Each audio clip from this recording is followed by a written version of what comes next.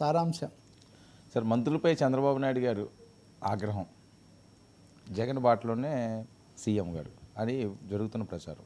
జగన్ బాటలో అంటే సీఎం జగన్ బాట, సీఎంగా ఉన్నప్పటి జగన్ బాటలో, మళ్ళీ ఇప్పటి బాటలో అంటే ఎందుకంటే ఇక్కడ ఒక ప్రశ్న వస్తుంది. ఇప్పుడు జగన్మోహన్ రెడ్డి ప్రతిపక్ష నాయకుడు లేకపోతే ఇంకొకరు మాట్లాడితే చంద్రబాబుకి చాలా కోపం వస్తుంది. ఇప్పుడు మనం విమర్శిస్తే వెంటనే కింద ఇష్టం వచ్చిన కామెంట్స్ పెడతారు. కానీ మీరు ప్రతి మంత్రివర్గ సమావేశంలో మంత్రులందరూ సరిగా పనిచేయడం లేదు, కొంతమంది సమస్యల మీద కూడా దృష్టి పెట్టడం లేదు, మీరు మాజీ మంత్రులు అయిపోతారు జాగ్రత్త అని హెచ్చరికలు చేస్తుంటే అసలు మంత్రుల అస్తిత్వాన్ని ఆత్మగౌరవాన్ని ఏమైపోతుంది? ఎందుకు అన్నిసార్లు చెప్తున్నారు? ఇంతగా వాళ్ళ మీద చిందులు తగ్గడానికి కారణం ఏంటి? రెండు కనిపిస్తున్నాయి నిన్న చెప్పిన దాంట్లో. మొన్న కూడా నేను మీకు చెప్పా, ఎమ్మెల్యేల పనితీరు మీద నేను సమీక్షలు తెచ్చుకుంటున్నాను. ఏం వాళ్ళు వీళ్ళు మాజీలు అయిపోతే ఎవరైనా మాజీలు అయిపోతే అయిపోయారు కదా. మీరు కూడా 4 సార్లు 3 సార్లు మాజీలు అయ్యారు కదా, మళ్ళీ సీఎంలు అయ్యారు. కొంతమందిలాగా మీరు నవీన్ పట్నాయక్ లాగా, జ్యోతిబాస్ లాగా మీరు కంటిన్యూస్గా లేరు, నితీష్ కుమార్ లాగా మధ్యలో బ్రేక్స్ ఉన్నాయి.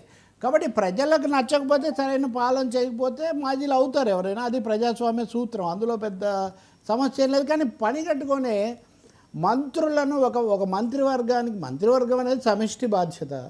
ముఖ్యమంత్రి, మంత్రులు, ఉప ముఖ్యమంత్రి కూడా ఇప్పుడు ఉన్నారు, వేరే పార్టీ అయినా. మీరు పదే పదే మంత్రులను పోనీ సమస్యల మీద ఏమైనా అంటున్నారా? నేను కీలకమైన 1-2 సమస్యలు ఈరోజు మీ దృష్టికి తీసుకొని వస్తాను. ఒక ప్రాజెక్టుల మీద అంటున్నారా, లేకపోతే పనుల మీద అంటున్నారా? అదే అనడంలో మీరు ఏమంటున్నారంటే ప్రతిపక్షం, ముఖ్యంగా వైఎస్ఆర్ పార్టీ వాళ్ళు మన మీద దాడి చేస్తుంటే మీరు ఎదుర్కోవడంలో విఫలమవుతున్నారు. ఇప్పటికే ఒకరినొకరు తిట్టుకుంటుండే భూత పురాణాల్లాగా మారిపోయి రాజకీయాలని జనం చెవులు మూసుకుంటుంటే ఇంకా మంత్రులు తిట్టండి, లేకపోతే ఇంకా మీరు తిట్టండి అంటే ఇంకా మరిన్ని పెంచాలా? అంటే భూషణలు ఆంధ్రప్రదేశ్ రాజకీయాల్లో డోస్ చాలటం లేదని చంద్రబాబు భావిస్తున్నారా? నాకు నిజంగా ఆయన విజన్లు ఇలాంటివి చెప్పేవాళ్ళు, కానీ ఈ తిట్ల డోస్ పెంచండి, దాడుల డోస్ పెంచండి అని చెప్తే అది ఎక్కడికి దారి తీయబోతుంది? సమస్య ఇదిగో పలానా సమస్య చూడండి, ఈ మామిడి రైతుల సమస్య చూడండి, లేకపోతే పొగాకు రైతుల సమస్య చూడండి అని చెప్పడం అది వేరు. శాంతి భద్రతలు అనేక ఘటనలు మనం ఇటీవల కాలంలో చూసాం. లేకపోతే ఈ అంగన్వాడీలు ఇలాంటి వాళ్ళు వీటి కోసం చేస్తున్నారు, కరెంటు ఛార్జీల మీద చేస్తున్నారు. వీటి మీద ఆలోచించడం బదులు మీరు ప్రతిపక్షాన్ని ఎదుర్కోవడంలో ధీటుగా తిప్పికొట్టడంలో, అంటే ఇంకో 4 మీడియా కాన్ఫరెన్స్లు, 4 లైవ్ ప్రెస్ కాన్ఫరెన్స్లు పెడితే అది బాగా చేసినట్ట. నిజంగా ఇది మంత్రులు కూడా ఏదో ఒక దశలో ప్రశ్నించే పరిస్థితి వస్తుంది. ఈయనే ఇంకో విషయంలో ఏం చేస్తున్నాడో నేను నెక్స్ట్ టాపిక్లో మీకు చెప్తాను. కాబట్టి చంద్రబాబు ఒక అసహనానికి ఎందుకు గురవుతున్నారు? ఈ అసహనం మా వల్లే వస్తుంది, మా జగన్ వెళ్తుంటే ఈ జనం వస్తుంటే ఉక్కిరి బిక్కిరి అయిపోయి చంద్రబాబు నాయుడు ఇదంతా చేస్తున్నారని వైసీపీ వాళ్ళు ఒక విధంగా దీన్ని వాళ్ళు ప్రచారం చేసుకుంటున్న పరిస్థితి. మీరు గుర్తు చేసుకుంటే జగన్మోహన్ రెడ్డి కూడా తన మంత్రుల మీద ఇదే పద్ధతిలో తీవ్రంగా మీరు ఏమాత్రం ఎదుర్కోవడం లేదు, మేము మాత్రమే ఎక్కడ చేస్తామనే పద్ధతిలో ఆయన వాళ్ళ మీద అసంతృప్తి వెలిబుచ్చటం, ఆ తర్వాత ఒకరిద్దరు ఇప్పుడు విడుదల రజనీ లాంటి వాళ్ళు గట్టిగా మాట్లాడడం, ఆ తర్వాత కూడా మాట్లాడని వాళ్ళు కొంతమంది తర్వాత పార్టీలు కూడా వాళ్ళు మారిపోయారు. అదంతా జరుగుతుంది. తెలుగుదేశంలో స్థానికంగా ఉదాహరణకు చాలా అనేక మంది శాసనసభ్యులు ఎవరో ముఖ్యులు, మాజీ ముఖ్యమంత్రి కుమారుడు కోట్ల సూర్యప్రకాష్ రెడ్డి లాంటి వాళ్ళు చాలా అసంతృప్తిగా ఉన్నారని చాలా వార్తలు వస్తున్నాయి. లేకపోతే ఎంతసేపు వాళ్ళు అయిపోతున్నారు మాకేంటి అని ప్రతిపక్షాలు. అంతెందుకండి, విష్ణుకుమార్ రాజు మేము లేకపోతే మీరు ఉంటారా అని సవాల్ చేశాడు కదా. ఎవరు ఎదుర్కొన్నారు? ఎవరు కనీసం సర్దుబాటు మాటన్నా మాట్లాడారు? వాళ్ళు కూడా మంత్రివర్గంలో ఉన్నారు కదా. కాబట్టి చంద్రబాబు నాయుడు గారు సమస్యల మీద ఫోకస్ అమరావతి ఉంది ఉదాహరణకు. నారాయణ గారు మీకు చాలా సన్నిహితమైన మంత్రి. 7 ఏడాది అయిపోయింది, అమరావతిలో ఏమీ అంత సంతృప్తి లేదు, మీరే స్వయంగా రంగంలోకి దిగి మీటింగులు పెడుతున్నారు. మీరు నారాయణ గారి మీద, లేకపోతే ఆనం రామనారాయణ రెడ్డికి ఆయనకు మధ్యలో మొన్న బహిరంగంగా జరిగిన వివాదం, ఏ విషయాల మీద మీరు మాట్లాడారు? అంటే ఎంతసేపటికి కూడా ప్రతిపక్షాల గురించి ఆలోచిస్తున్నంతగా మీరు పాలన ప్రభుత్వంలో ఉండి చాలా అనుభవం లేని వాళ్ళు దాని మీద ఎందుకు ఫోకస్ పెట్టడం లేదు అనే ప్రశ్న ఇక్కడ ఉత్పన్నమవుతుంది. బహుశా చంద్రబాబు ముందు చెప్పారో తర్వాత చెప్పారో, లేకపోతే ముందే ఫోన్లో చెప్పారో. నిన్న అచ్చెన్నాయుడు, పయ్యావుల కేశవ్, ఆ తర్వాత మనోహర్, అలా వరుసగా నిన్న కందులు దుర్గేష్, చాలామంది మంత్రులు నిన్న కొంచెం తీవ్ర స్థాయిలో మాట్లాడడం మనం చూసాం. కానీ ప్రజలు కోరుకునేది మీరు చెయ్యాలి, చేయకపోతే వాళ్ళు చెప్పాలి, మీరు వాళ్ళు కలిసి తమకు పనులు చేయాలని కోరుకుంటారే కానీ ఒకరినొకరు ధీటుగా ఎదుర్కోవటం గురించి కాదు. ఇప్పుడు నెల్లూరులో వేముల ప్రశాంత్ రెడ్డి ఆ అంశం ఉంది, అందరు ఖండించారు కదా. ఇంకా మంత్రులు ఎందుకు, అసలు రాష్ట్రము ప్రజలందరూ ప్రతిపక్షాలు కూడా ఓన్ చేసుకున్న తర్వాత కానీ ఎందుకు ఇన్నిసార్లు అసహనానికి గురవుతున్నారు? దీంట్లో రాజకీయ సందేశం ఏదైనా ఉందా? మంత్రివర్గంలో భారీ మార్పుకు చంద్రబాబు నాయుడు గారు రంగం సిద్ధం చేస్తున్నారా? రేపు లోకేష్ గారు మా పదవి బాధ్యతలు తీసుకుంటారనే కథనాలు వస్తున్న నేపథ్యంలో ఆయనతో పాటు సహజంగా మంత్రివర్గం కూడా మారుతుంది కదా. కాబట్టి దానికోసం ఈ సన్నాయి నొక్కులనండి లేకపోతే హెచ్చరికలనండి ఆగ్రహ వేశాలు ఉద్దేశించబడ్డాయనే సందేహం మటుకు మంత్రుల్లో వస్తుంది. ఇంకోటి ఈ అభద్రత శాసనసభ్యుల్లో ఉంటే ఒక తీరు, పార్టీ వాళ్ళలో ఉంటే ఒక తీరు, మంత్రివర్గానికే పదే పదే అది కూడా బాహాటంగా చెప్తున్నారు. అనుకూల వీళ్ళకు కూడా లీకులు ఇచ్చి మరీ ప్రచారం చేయిస్తున్నారు. కాబట్టి ఏదో ఉద్దేశం వ్యూహం లేకుండా చంద్రబాబు ఇలా మాట్లాడతారని నేను అనుకోను. ఆయన మార్పులకు రంగం సిద్ధం చేస్తున్నారు. బహుశా చాలామంది మీద వేటు పడవచ్చు, మాట ముందు పడిన తర్వాత అది వేటు పడుతుంది అనే దానికోసం ఆయన సిద్ధం చేస్తున్నారేమో అని అనుకోవాలి. పైగా బాగా ఉన్నవాళ్ళని చెప్పే జాబితాలో ఎవరు ఉండలేదు. గతంలోనే కనీసం పవన్ ఏదో చేశారు, లేకపోతే ఇంకొకరు ఎవరో బాగా చేశారు ఈ పద్ధతులు చెప్పేవాళ్ళు. నిన్న పయ్యావుల కేశవుని మటుకు ఆయన ప్రస్తావించారు, అది మళ్ళీ విడిగా ఉంది. కానీ ప్రజలు మటుకు ఆశ్చర్యపోతున్నారు. మంత్రులు ఒక విధంగా చెప్పలేని, మింగలేని, కక్కలేని పరిస్థితిలో ఉన్నారు. ప్రతిసారి పెద్ద ఆయన మమ్మల్ని తిడుతుంటే సరే, ఇందులో మరి పవన్ కళ్యాణ్ గారు పాత్ర ఏమి ఉండదా ఈ అంశంలోని? ఆయన కూడా డిప్యూటీ సీఎం కదా. మంత్రులు చేంజింగ్ విషయంలో అవనియండి, లేకపోతే మంత్రులు మాట్లాడడం అంశంలో అవనియండి. ఇప్పుడు పవన్ కళ్యాణ్ సోదరుడిని మంత్రిగా తీసుకుంటానని చెప్పి 6 నెలలు అయింది. ఉదాహరణకు తీసుకోకపోవడానికి కనీసం ఒక పైకి చెప్తున్న కారణం కూడా ఏం కనిపించలేదు. రాజ్యసభ ఇదంతా కూడా ఒక విధంగా జనసేన కంటింజెంట్ కొరతగానే ఉంది, అసంతృప్తిగా ఉన్నమాట మాత్రం నిజం. ఎందుకంటే అంత గతంలో ఉన్నంత ఇది కనిపించట్లేదు.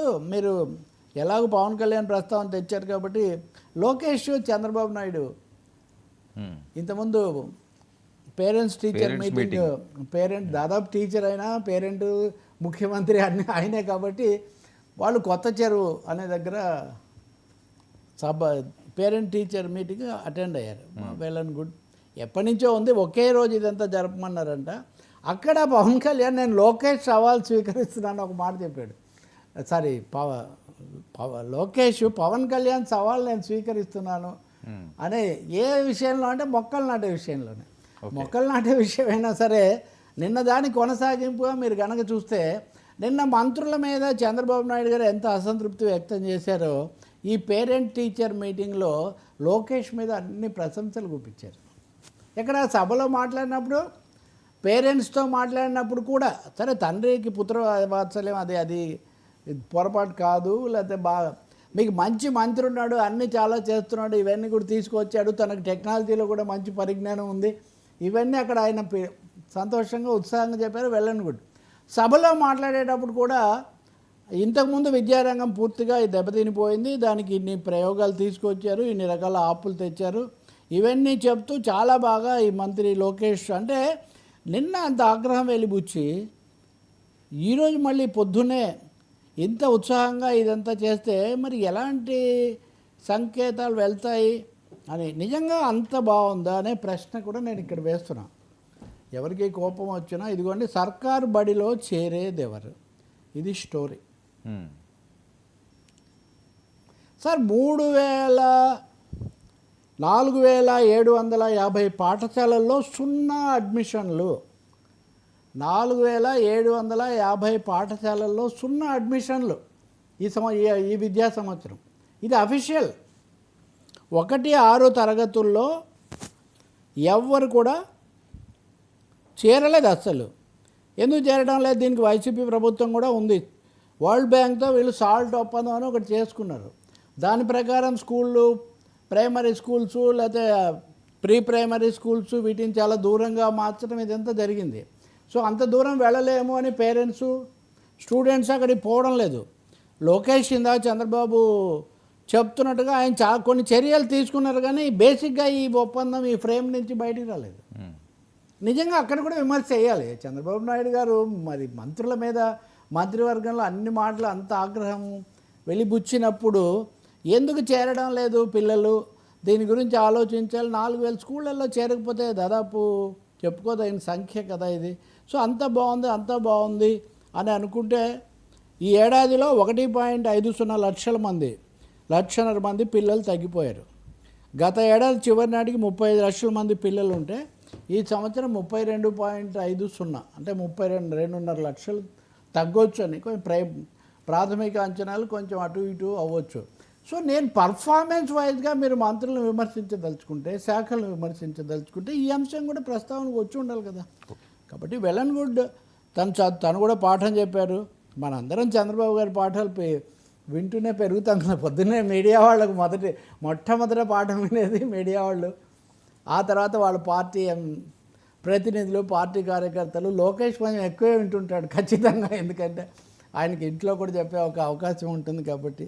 సో ఇవన్నీ చూస్తుంటే అసహనం అనేది నిజంగా అది ఒకటి కనిపిస్తుంది. విద్యా వ్యవస్థ మటుకు నిజంగా బాగాలేదు అంతగా. ఈరోజే జాతీయ స్థాయిలో కూడా గతంలో పనిచేసిన ఒక ఎకనామిక్ అడ్వైజర్గా పనిచేసిన ఆయన చెప్పాడు, ఈ ప్రపంచ బ్యాంకు తరహాలో వెళ్తున్నంత వరకు ఇప్పుడు ఆయన నాడు నేడు అన్నాడు, చాలా బాగుంది. మిగతా లోపాలన్నీ ఏమన్నా విద్యారంగంలో స్కూళ్ళల్లో మటుకు జగన్కు తిరుగులేదన్నారు. అంతా ఘోరంగా ఉందని ఇప్పుడు వీళ్ళు చెప్తున్నారు. ఇప్పుడు మళ్ళీ ఇలా ఉంది. కాబట్టి ఇది కంటిన్యూషన్లా కనబడింది నాకు ఖచ్చితంగా చెప్పాలంటే. అంత ఆగ్రహం అక్కడ వ్యక్తం చేసి ఇంత ఆనందం ఇక్కడ చూపిస్తే ఈ కాంట్రాస్ట్ ఇక్కడే మీకు పవన్ కళ్యాణ్ ప్రస్తావన కూడా అక్కడే వచ్చింది. సో మొక్కలు నేను నాటాలని మోదీ గారు చెప్పారు, స్కూళ్ళల్లో నాటమన్నాడు, నేను అన్ని నాటి చూపిస్తాను అని చాలా పవన్ సవాల్ స్వీకరించిన లొకేషన్ పెడుతున్నారు మీడియాలో. అంటే ఇవన్నీ ఊరికైనా జరుగుతున్నాయా అని కూడా ఒక ఆసక్తికరమైన ప్రశ్న. ఓకే సార్, మళ్ళీ పవన్పై దాడి